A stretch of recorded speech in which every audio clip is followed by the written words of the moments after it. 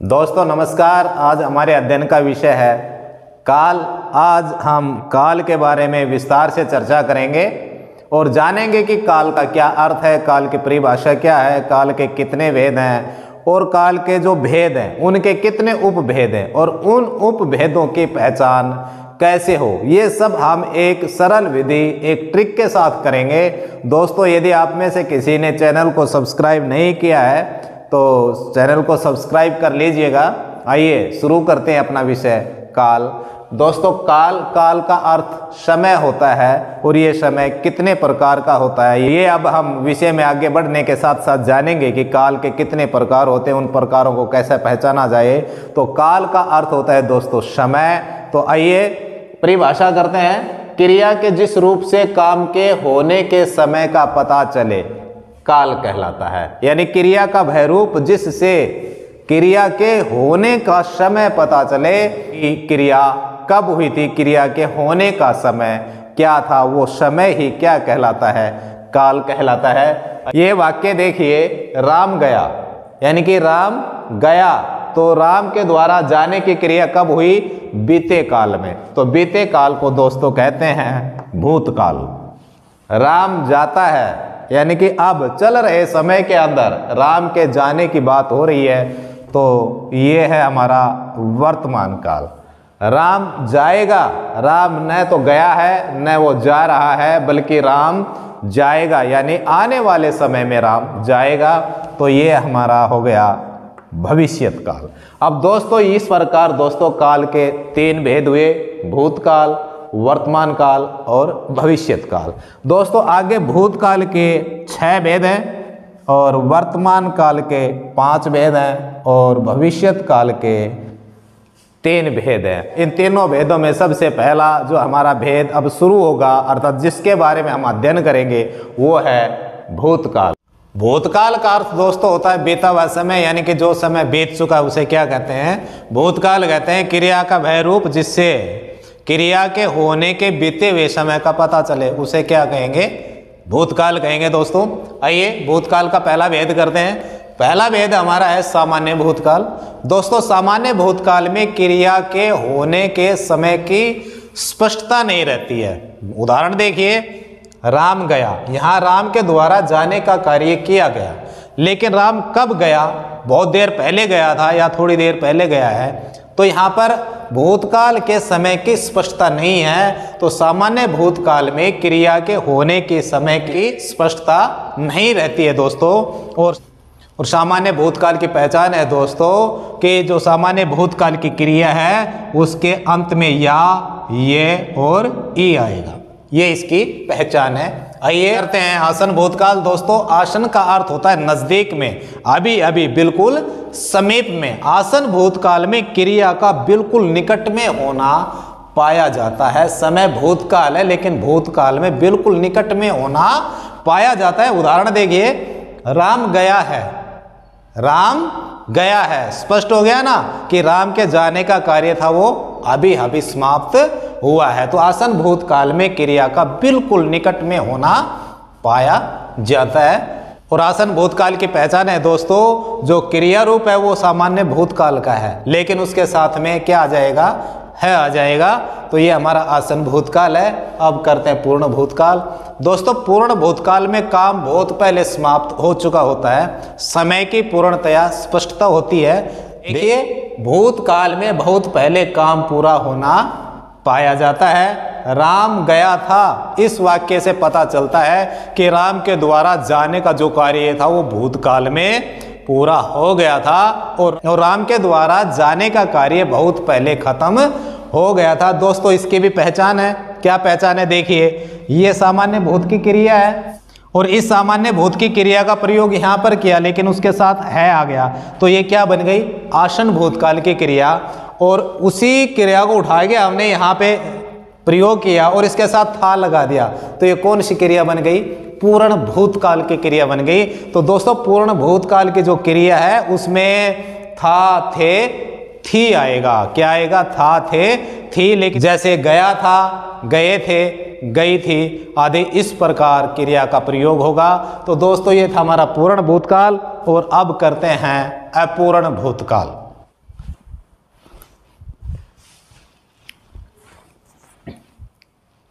अपूर्ण भूतकाल में दोस्तों काम के पूरा न होने की सूचना रहती है, मतलब कि काम अधूरा रहता है। देखिए उदाहरण, राम जा रहा था, यहाँ पर राम के द्वारा जो जाने का कार्य किया जा रहा था भूतकाल में, वो काम क्या है, अधूरा है, वो पूरा नहीं हुआ। तो इस प्रकार अपूर्ण भूतकाल बीते समय में क्रिया के अपूर्ण रहने की सूचना रहती है, अर्थात बीते समय में क्रिया अपूर्ण पाई जाती है। अपूर्ण भूतकाल की दोस्तों पहचान ये है कि क्रिया के बाद रहा था, रहे थे और रही थी आता है, तो ये इसकी पहचान है। संदिग्ध भूतकाल दोस्तों बीते समय में क्रिया के होने या न होने का संदेह रहता है, यानी भूतकाल में कोई क्रिया हो रही थी, वो क्रिया हुई या नहीं हुई, इस प्रकार का संदेह बना रहता है। उदाहरण देखिए, राम गया होगा, राम के द्वारा जो जाने का कार्य था वो करना था, लेकिन उसने किया या नहीं किया, इस प्रकार का यहाँ पर क्या है, संदेह है, शक है, वह गया या नहीं गया। तो दोस्तों संदिग्ध भूतकाल में काम के होने या न होने का संदेह बना रहता है। अब देखिए हेतु मद भूतकाल, हेतु का अर्थ होता है कारण और भूतकाल बीता समय, बीते समय में एक क्रिया का पूरा होना दूसरी क्रिया के ऊपर निर्भर रहता है। हेतु मद भूतकाल में एक क्रिया का पूरा होना दूसरी क्रिया के ऊपर निर्भर रहता है। कहने का मतलब अगर पहली क्रिया पूरी होगी तो अगली क्रिया पूरी होगी, नहीं तो दोनों क्रियाएं क्या रहेंगी, अधूरी रहेंगी। देखिए मेहनत करते तो पास हो जाते, पहली क्रिया ये है और दूसरी क्रिया ये है। यहाँ पर मेहनत करते तो पास हो जाते, यानी कि पहली क्रिया पूरी होती फिर अगली क्रिया पूरी होती। तो हेतु मद भूतकाल में दो क्रियाएं होती हैं और वो क्रियाएं कब पूरी होंगी, तब उनमें से पहली क्रिया पूरी होगी तब दूसरी क्रिया पूरी होगी। वर्तमान काल दोस्तों, वर्तमान काल में समय चल रहा होता है, चलते हुए समय को वर्तमान काल कहते हैं। हालिया समय जो वर्तमान है, मैं आपके सामने हूं और आप मुझे सुन रहे हैं, ये हमारा कौन सा समय है, वर्तमान काल है। वर्तमान का पहला भेद है दोस्तों सामान्य वर्तमान काल। सामान्य वर्तमान काल में जिस क्रिया का प्रयोग होता है उस क्रिया के अंत में ता है, ते हैं, ती है आता है। उदाहरण देखिए, राम जाता है, पर जाता देखिए क्रिया में क्या आ गया, ता, और उसके बाद क्या है। तो सामान्य वर्तमान काल के जो क्रियाएं होती हैं उन क्रियाओं के अंत में क्या लग जाता है, ता है, ते है, ती है आदि। पूर्ण वर्तमान काल दोस्तों, पूर्ण वर्तमान काल में कार्य पूरा हो चुका होता है। देखिए राम जा चुका है, राम के द्वारा जो जाने का कार्य था वो क्या हो गया, पूरा हो गया। अपूर्ण में राम जा रहा था, कार्य पूरा नहीं हुआ था, और पूर्ण वर्तमान काल में राम जा चुका है, कार्य उसके द्वारा पूरा हो गया है। कौन सा, जाने का। और पूर्ण वर्तमान काल की दोस्तों पहचान है कि क्रिया के बाद में क्या आएगा, चुका है और चुके हैं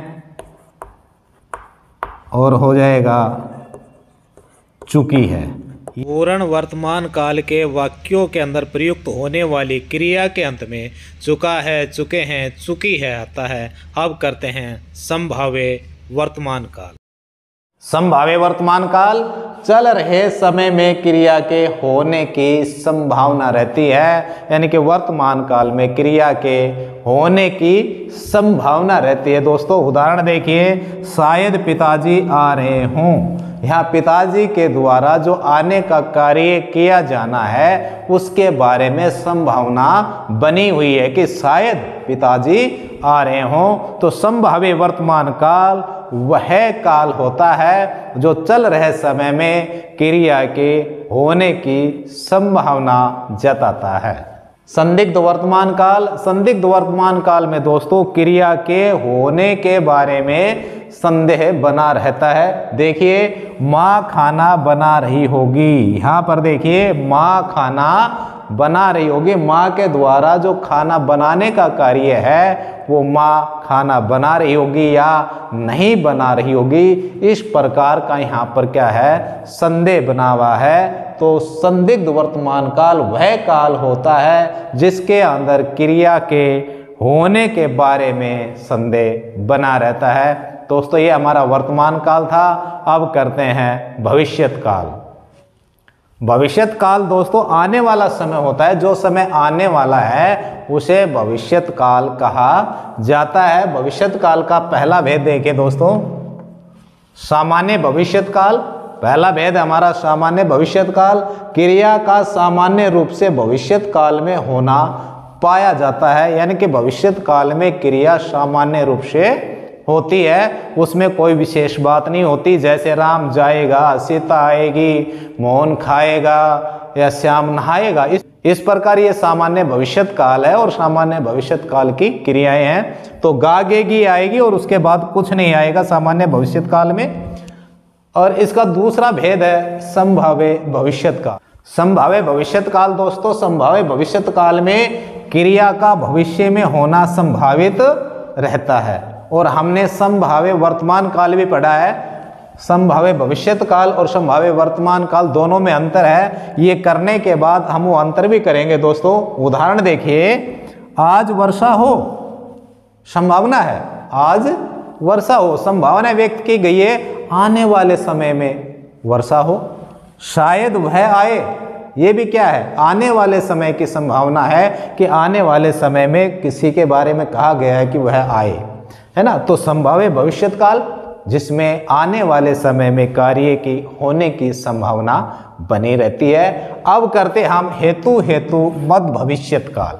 दोस्तों ये हमारा इसका तीसरा भेद है, ये हमारा दूसरा था और ये भविष्यत काल का तीसरा भेद है। हेतु मद भविष्यत काल दोस्तों, भविष्य में एक क्रिया का पूरा होना दूसरी क्रिया के ऊपर टिका रहता है। यानी कि हेतु मद भूतकाल में भी दो क्रियाओं का प्रयोग हुआ था ना, उसी प्रकार हेतु मद भविष्यत काल में भी दो क्रियाओं का प्रयोग होता है। और दोनों क्रियाएं तब पूरी होंगी तब उनमें से एक क्रिया पूरी हो जाएगी। और पूरी होने वाली क्रिया कौन सी रहेगी, पहले वाली क्रिया पूरी होनी जरूरी होती है, तभी दूसरी क्रिया पूरी होती है। दोस्तों देखिए, वह आए तो मैं जाऊं, यानी कि मुझे जाना है, वह व्यक्ति आए तो मैं जाऊं। ये भविष्यत काल की बात है, भविष्यत काल की सूचना है कि भविष्य में दोनों क्रियाएं होनी है, लेकिन कब होंगी, वह आए यानी कि पहला ये कार्य हो, मैं जाऊं, तब दूसरी क्रिया पूरी होगी। तो दोस्तों ये हमारा भविष्यत काल था। और अब हम करेंगे संभाव्य भविष्यत काल और संभाव्य वर्तमान काल में अंतर। दोस्तों ये तो संभाव्य भविष्यत काल है, शायद वह आए, ठीक है। अब मैं इसके नीचे संभाव्य वर्तमान काल का उदाहरण लिखता हूं। शायद पिताजी आ रहे होंगे। दोस्तों ये उदाहरण है संभाव्य कौन सा, वर्तमान काल, ये वर्तमान है, ठीक है। और ये हमारा है संभाव्य भविष्यत काल का। दोनों में अंतर देखिए, आप समझ जाएंगे। देखिए, शायद वह आए, भविष्यत काल में जब संभावना बनती है तो क्रिया के बाद में कुछ नहीं आएगा, आए जाए, है ना, खाए पिए, इस तरह की कुछ चीजें आएंगी। शायद पिताजी आ रहे होंगे, यहां पर संभावना है कि क्रिया के बाद में और भी कुछ आता है, रहे होंगे, रही होगी, रहा होगा, इस प्रकार के ये शब्द आएंगे। ये इसमें अंतर है संभाव्य भविष्यत काल में, ये संभाव्य भविष्यत काल और वर्तमान काल में अंतर है। दोस्तों काल से संबंधित जो विषय हम कर रहे थे उसका यहीं पर समापन होता है। आपको यहाँ दी गई जानकारी यदि अच्छी लगी हो तो वीडियो को शेयर लाइक जरूर कीजिएगा। और आपने चैनल सब्सक्राइब नहीं किया है तो चैनल को भी सब्सक्राइब कर दीजिएगा। नमस्कार।